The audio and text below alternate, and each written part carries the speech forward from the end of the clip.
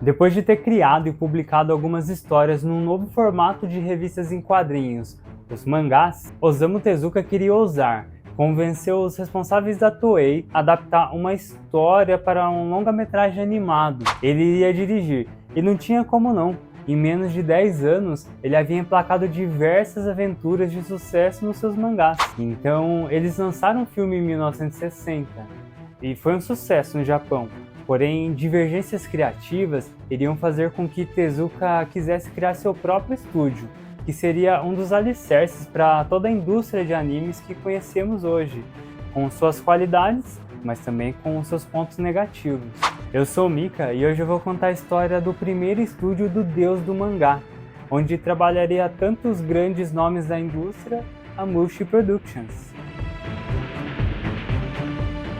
Dentre todas as obras publicadas até então, foi escolhido Sayuki, uma das diversas versões do conto clássico chinês Uma Viagem para o Oeste, história que inspiraria anos depois Dragon Ball. Tezuka ficou responsável pelos storyboards, mas seu jeito de contar histórias era muito diferente do que a Toei praticava, o que gerou diversos atritos entre o estúdio. Mas ele ter vivido aquela experiência despertou nele mais uma faceta, mais uma forma de se expressar artisticamente, a animação. O filme foi lançado em 1960 e foi um sucesso no Japão, consagrando o nome de Tezuka agora na animação também. Um dos marcos desse filme foi ele ter sido um dos primeiros filmes animados a serem lançados nos Estados Unidos. Ele teve boa recepção da crítica, porém foi um fracasso de bilheteria. Talvez por ter uma animação diferente da praticada até então. Tezuka não gostou nadinha de como a Toei queria controlar sua história, o que refletiu em ele querer fazer coisas mais experimentais no seu estúdio. Agora, com vontade de fazer mais animação e com seu nome em destaque, Tezuka abriria seu próprio estúdio, mas a falta de profissionalismo, não como artista, mas sim como gestor no começo do estúdio, iria cobrar seu preço nos próximos anos. Tezuka era um grande adepto da animação limitada, ou seja, usar desenhos repetidos em sequência, o que fazia ganhar tempo e poupar dinheiro, porém causava um efeito muito característico da animação dessa época. A Mushi Productions adaptaria muitas das outras obras de Tezuka, incluindo uma das suas maiores criações, Astro Boy.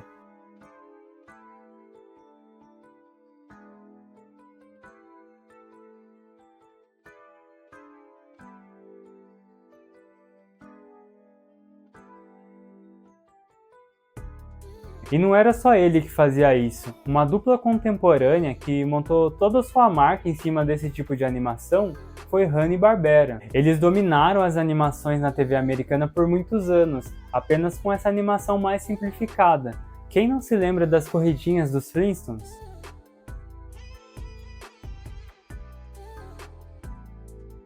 Eu já falei um pouco da origem deles e de sua primeira obra, Tom e Jerry, aqui no canal.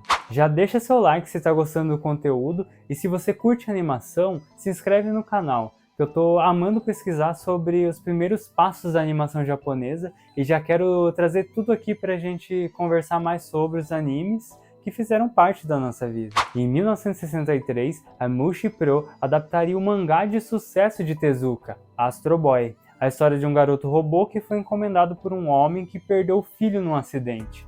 Depois o homem, frustrado por, pasmem, não ser um menino de verdade, o vende para o circo. Sim, a história é meio pesada.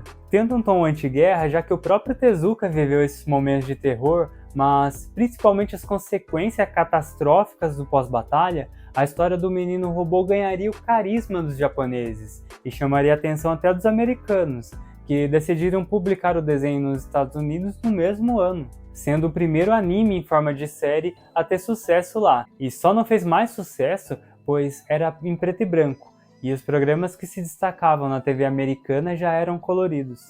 Astro Boy teria pelo menos mais 2 remakes em 1980 e 2003, sendo esse último o meu primeiro contato com a obra de Tezuka, quando começou a ser exibido na Globo. Quem lembra?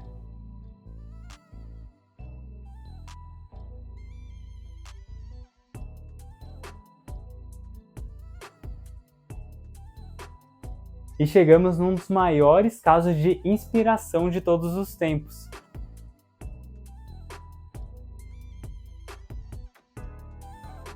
baseados no mangá de 1950, com história original de Osamu Tezuka, e em 1965 foi lançada a adaptação em anime.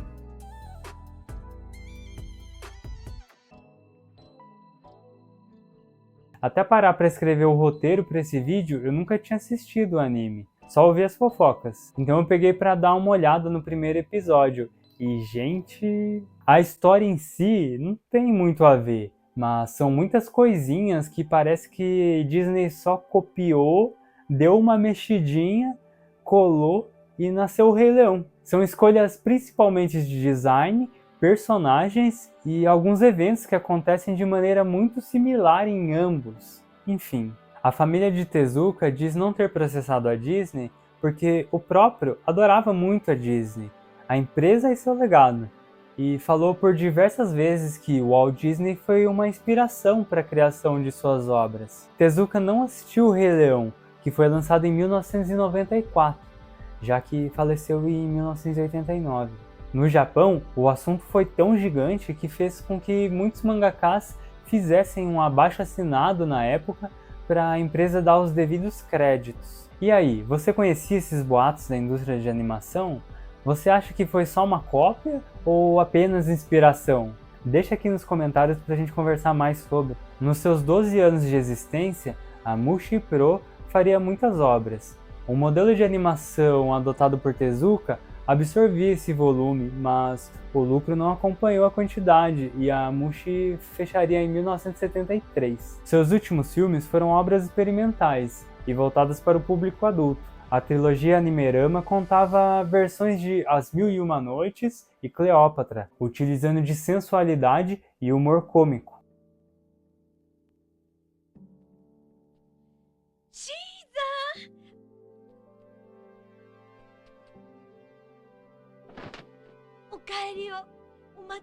Tezuka quase não participou dessas obras. Mesmo sendo creditado, a maior parte do filme é dirigida por Eiichi Yamamoto, mas sua forma de narrativa não ficaria livre de críticas. Hayao Miyazaki, um dos criadores do estúdio Ghibli, falaria após a morte de Tezuka que, mesmo sendo um dos fundadores da mídia anime, principalmente na TV japonesa, e além disso, conseguindo exportá-la para o ocidente, a história dos filmes se perdiam, simplesmente para mostrar cenas que ele queria colocar arbitrariamente. Outra questão que é levantada não só por ele, mas por outros nomes da indústria, é que Tezuka pediu preços muito abaixo do que era necessário para fazer as animações, o que nivelou tudo muito por baixo, atrapalhando os estúdios que viriam depois. O problema em relação à verba persiste até hoje.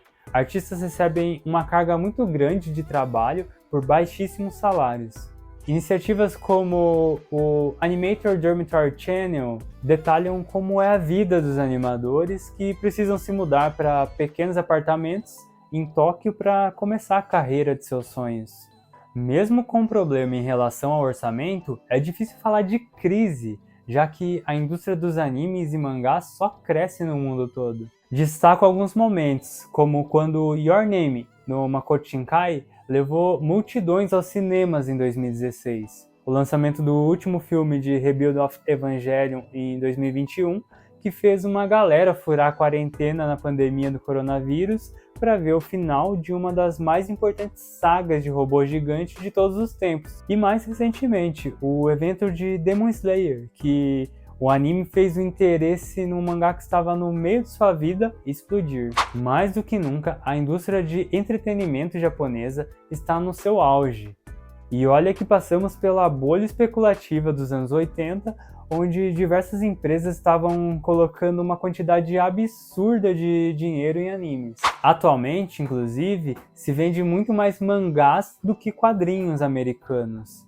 E eles se perguntam por que isso acontece sem olhar para o Batman de 80 anos sentado ao lado. E como não falar do que a Netflix fez com Jojo, que no seu modelo de lançamento focado em ofertar vários episódios de uma vez só, sobrecarregou o estúdio David Productions e Stone Ocean, a parte 6, saiu com uma qualidade bem abaixo do que se via nas partes anteriores. Fora a publicação de Steel Ball Run, a tão aguardada adaptação da parte 7, que lançou um episódio de 40 minutos e não foi divulgado quando seria lançado o próximo episódio, mesmo semanas depois da estreia. Em 1968, Tezuka fundaria uma nova empresa, a Tezuka Productions, mais focada em mangás, que era uma de suas maiores paixões, se não a maior, mas que consequentemente também se voltou para animes com o passar do tempo. Osamu Tezuka foi um dos maiores criadores que já viveu.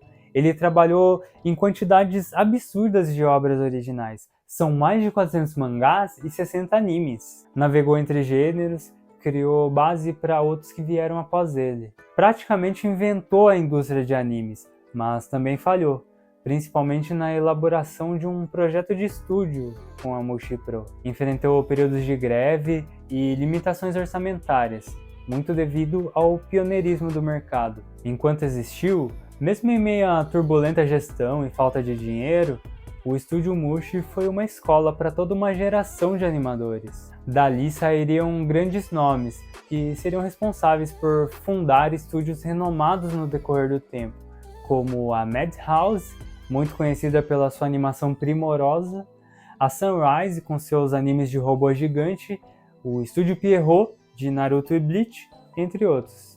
Agora, com um padrão de produção estabelecido, os animes ganhavam cada vez mais espaço na programação e no coração do público. Tendo Tezuka como inspiração, 3 irmãos também iriam juntos entrar nessa aventura e fundar um dos estúdios com o maior portfólio de todos os tempos, ganhando inclusive seu próprio jogo de luta versus o da gigante dos videogames, a Capcom. Mas essa história, eu conto outro dia. Até mais.